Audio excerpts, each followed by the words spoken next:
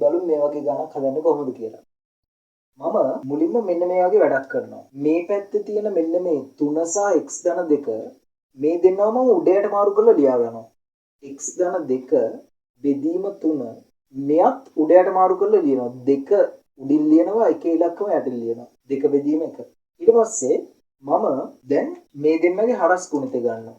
3 වාරයක් 2 එක් වාරයක් x ධන 2. එතකොට එක් වාරයක් x ධන 2 කියන්නේ x ධන 2ම තමයි. 3 වාරයක් 2 කියන්නේ 6යි. මේ ධන 2 එහා පැත්තට යනවා.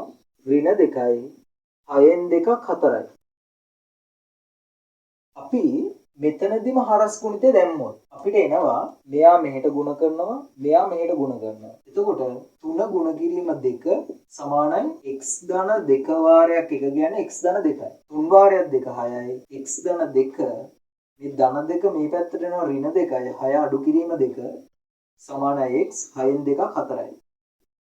එතකොට මේ වැඩේම තමයි මෙතෙන්දිත් වෙන්නේ. ඒ නිසා මෙන්න මේ වගේ අවස්ථාවක අපිට පුළුවන් දෙපැත්තම උඩයට මාරු කරලා ගන්න. හැබැයි දෙපැත්තම උඩයට මාරු කරන්න ඕනේ. එක පැත්තක් විතරක් මාරු කරොත් උඩයට වැරදි. ඒ නිසා මේ පැත්තත් උඩයට මාරු කරනවා. x ධන 2 උඩින් ලියනවා. 3 යටින් ලියනවා. සමානයි මේ පැත්ත උඩයට මාරු කරාම දෙකේ ඉලක්කම උඩින්, එකේ ඉලක්කම යටින්. එතකොට 2 බෙදීම 1 දෙකක් විදිහට එනවා. හරිනේ. ඊට පස්සේ හරස් ගුණිතය දාලා අපිට උත්තරයක් ගන්න පුළුවන්.